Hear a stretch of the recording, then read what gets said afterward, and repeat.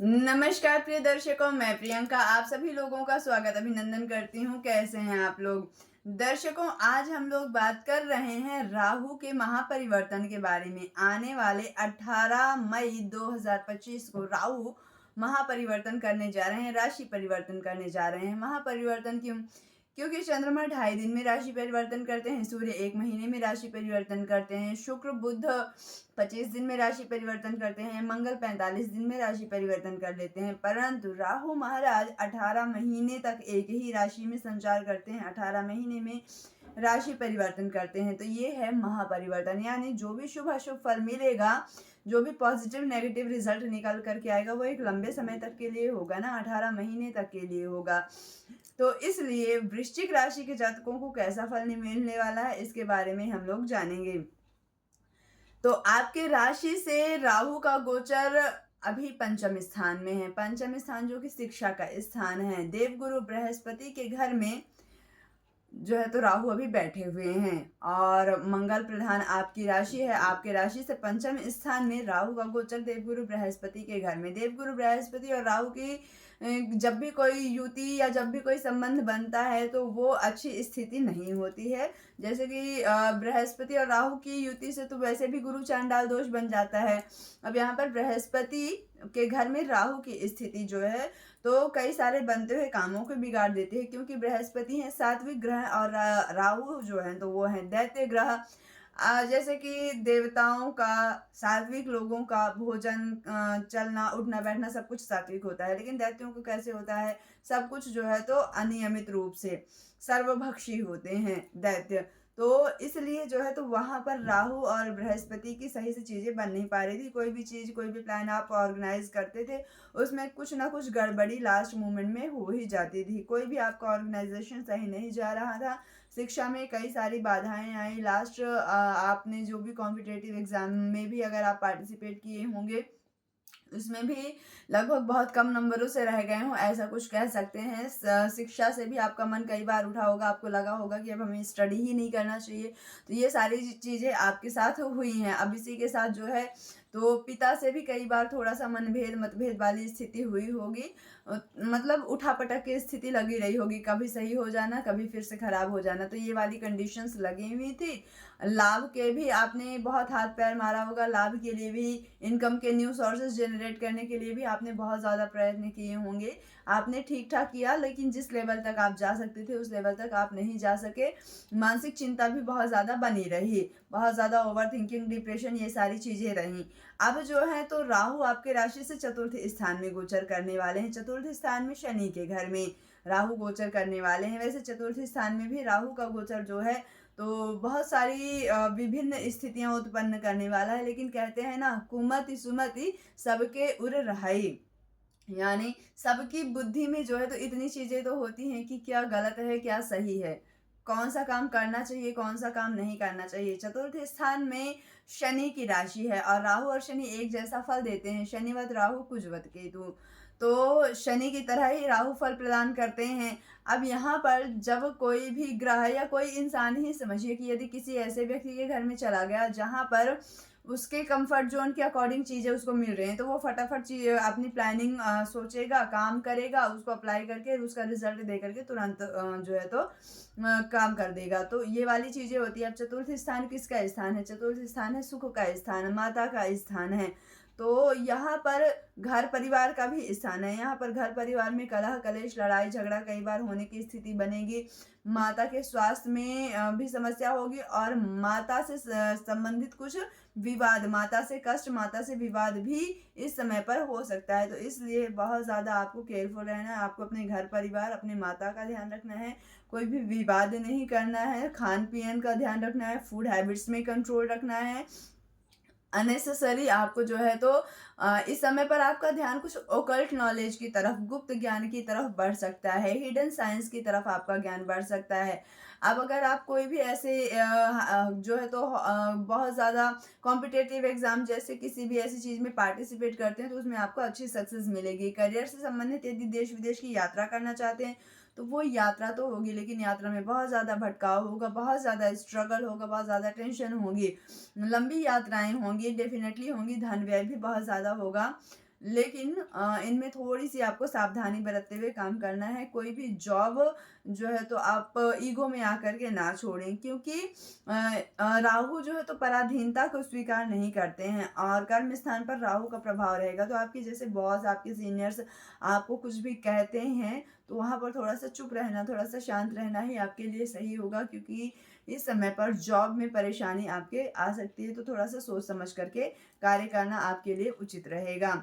अब राहु की प्रवृत्ति जो है तो बहुत हठी है। राहु एक बार जो ठान लेते हैं, वो ठान लेते हैं। उनको जो चाहिए, वो चाहिए। तो इस समय आपका दिमाग जो है तो लॉटरी, सट्टा, शेयर बाज़ार इन सभी चीज़ों में भी जा सकता है। तो थोड़ा-सा आपको केयरफुल रह कर के काम करना है। कोई भी काम करते हैं तो बस सोच समझ करके, बड़ों की राय लेकर के करते हैं तो परेशानी से बच जाएँगे। राहु इतने हठी क्यों हैं, इतने ज़िद्दी क्यों हैं? इसकी एक छोटी-सी स्टोरी हम आपको बताते हैं। तो एक समय की बात है कि संसार से, सृष्टि से जो है तो निधि समाप्त हो रही थी। निधि माता लक्ष्मी, ऐश्वर्य की जो देवी हैं, तो ऐश्वर्य समाप्त हो रहा था, क्योंकि माता लक्ष्मी समुद्र में जाकर के विराजमान हो गई थी। अब माता लक्ष्मी धन की देवी है, समुद्र में जाकर के विराजमान हो गई थी। तो देवताओं ने सोचा, दैत्यों और देवताओं ने मिलकर के एक योजना बनाई कि क्यों ना कुछ शोध किया जाए, कुछ रिसर्च किया जाए, जिससे संसार में पुनः निधि की स्थापना हो सके, पुनः ऐश्वर्य की स्थापना हो सके।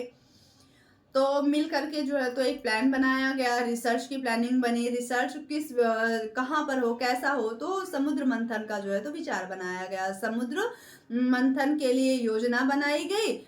और समुद्र मंथन हुआ। एक साइड दैत्य खड़े हो गए, एक साइड देवता खड़े हो गए, और दोनों ने मिल करके जो है तो समुद्र मंथन किया।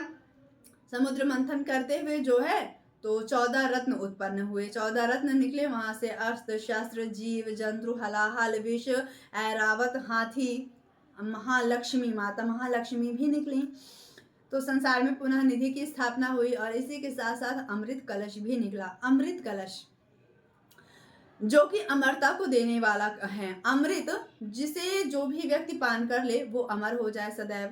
तो अब ये अमृत कलश किसे मिले? यदि दैत्यों को मिलता है तो सृष्टि में हाहाकार मच जाएगा, क्योंकि वो तो दैत्य हैं। दैत्य प्रवृत्ति कैसी होती है आपको पता ही होगा। ठीक उसी तरह जैसे कि हमारे देश की जो बड़ी मिसाइलें हैं, सपोज दैट वो किसी टेररिस्ट के हाथ लग गई, तो सृष्टि का क्या होगा, इस देश का क्या होगा? वो डरा धमका करके जो भी आतंकवादी होंगे, वो जो है तो अपना वर्चस्व स्थापित कर लेंगे, है ना?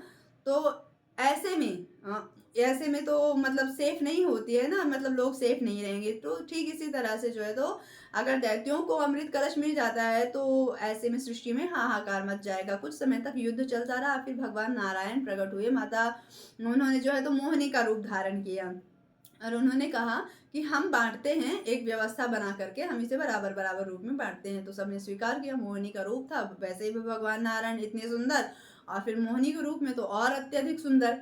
तो उन्होंने उनकी बात सबने मान ली, और जो है तो फिर एक साइड देवताओं को बैठाया गया, एक साइड दानवों को बैठाया गया। भगवान नारायण ने जो है तो देवताओं को अमृत पान करवाना शुरू किया, और क्योंकि देवताओं को इस बात का पता नहीं चला, उनको जो है तो साधारण जल का पान करवाया गया, क्योंकि उन्हें अमृत पान नहीं करवाया जा सकता है, सृष्टि की रक्षा के लिए नहीं करवाया जा सकता है। तो उसमें से एक राक्षस था जो कि बहुत ही अत्यधिक बुद्धिमान था, बहुत ही चालाक था। तो उसने जो है तो देवता की इस चाल को पहचान लिया, यानी उसे पता चल गया कि ये भगवान नारायण, वो राक्षस कौन? सुवर्ण नामक राक्षस। सुवर्ण नामक एक राक्षस था जिसने भगवान नारायण को पहचान लिया। उनको पता चल गया कि ये भगवान नारायण है जो देवताओं को अमृत पान करवा रहे हैं और दैत्यों को साधारण जल पान करवा रहे हैं, और दैत्यों को इस बात का पता नहीं लग रहा है। तो उन्होंने क्या किया कि भेष अपना बदल करके, अपना रूप बदल करके देवता बन करके जाके देवताओं की लाइन में बैठ गए। उनको भी अमृत पान करवा दिया गया। अब उस राक्षस को सूर्य और चंद्रमा ने पहचान लिया। सूर्य चंद्रमा ने जब उस राक्षस को पहचान लिया, तो उन्होंने इंद्रदेव को बताया कि ये सुवर्ण नामक राक्षस है, भेष बदल करके आकर के बैठ गया है। और इंद्रदेव ने जो है तो भगवान नारायण से बता दिया। तभी भगवान नारायण ने जो है तो अपने चक्र से सुवर्ण नामक राक्षस की गर्दन काट दी, गला काट दिया। तो वो जो सर का जो भाग है, गर्दन के ऊपर का जो भाग है, वो बना राहु, और जो अधोभाग है वो बना केतु। अब देखिए कितना बलशाली, कितना जिद्दी, कितना अत्यधिक हठी है राहु, कि भगवान नारायण से भिड़ गया, भगवान नारायण को, भगवान को भी उसने छल लिया।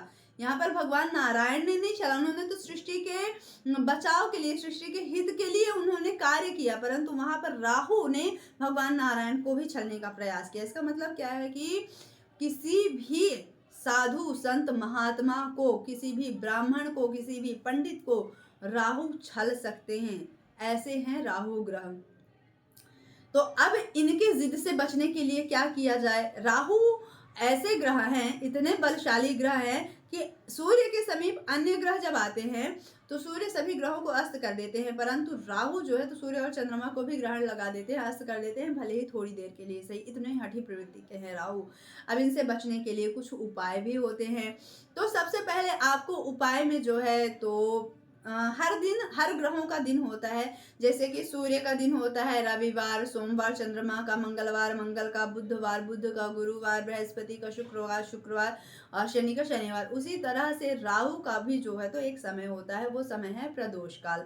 प्रदोष काल यानी सूर्यास्त के बाद का जो समय होता है और रात्रि होने से पहले, अंधेरा होने से पहले का जो समय होता है 45-50 मिनट का, वो कहलाता है प्रदोष काल। प्रदोष काल एक ऐसा समय है जो हर नकारात्मकता से रहित होता है, वो समय होता है प्रदोष काल। तो ये समय भगवान भोलेनाथ का भी समय माना जाता है। भगवान भोलेनाथ की भी इस समय पर पूजा करना, हर दोष से रहित रहने वाला काल जो है तो यही काल प्रदोष काल माना जाता है। इस समय में भगवान भोलेनाथ की पूजा अर्चना, अभिषेक करना बहुत ज़्यादा लाभप्रद होता है। तो यहाँ पर कनेक्शन निकल करके आता है कहाँ से? भगवान भोलेनाथ से। तो राहु की यदि स्थिति खराब हो, राहु से संबंधित यदि कोई समस्या हो, तो यहाँ पर भगवान भोलेनाथ का अभिषेक, रुद्राभिषेक करना, पंचामृत से अभिषेक करना, रुद्राष्टाध्याय करना, ये सब चीजें बहुत ज्यादा लाभकारी होती है। हनुमान चालीसा का पाठ कर सकते हैं। शनि देव के घर में है राहु, तो शनि देव जो है तो हनुमान जी के भक्त हैं, तो सुंदरकांड का पाठ कर सकते हैं, हनुमान चालीसा का पाठ कर सकते हैं आप, जिससे आपको बहुत ज्यादा राहत मिलेगी। हनुमान जी को लड्डू का भोग लगा सकते हैं, हनुमान जी को सिंदूर चढ़ा सकते हैं, चोला यानी झंडा चढ़ा सकते हैं। तो इस तरह से बहुत सारे उपाय आप हनुमान जी के भी अपना सकते हैं। लेकिन समय समय पर जन्म कुंडली में बन रहे योगायोग को जानना बहुत ज़्यादा ज़रूरी होता है। जन्म कुंडली में कौन से ऐसे योग हैं जो कि आपको रंग से राजा बना सकते हैं, कौन सा ऐसा टाइम है जो कि आपके लिए बेस्ट अपॉर्चुनिटी लेकर के आ रहा है, किस अपॉर्चुनिटी को, किस ऑफर को आपको एक्सेप्ट करना चाहिए, किस समय में एक्सेप्ट करना चाहिए, किस समय में आपको कोई कार्य प्रारंभ करना चाहिए, ये सारी चीजें बताती हैं आपकी जन्म कुंडली। कौन सा समय है जिसमें आप बहुत ज्यादा परेशानी में फंस सकते हैं, बहुत ज्यादा कष्ट में फंस सकते हैं, किस समय से आपको बचना है। तो ये सारी चीजें भी जो है तो आपके लिए बहुत ज्यादा जरूरी होती हैं। तो इन सभी चीजों से भी जो है तो आप स्वयं को सेफ रख सकते हैं, खुद को बचा सकते हैं। तो अपने जन्म कुंडली का अवलोकन करवाने के लिए स्क्रीन पर दिए गए नंबर पर कॉल करके आप हमसे संपर्क कर सकते हैं। मिलते हैं अगले वीडियो में, तब तक के लिए प्यार भरा नमस्कार।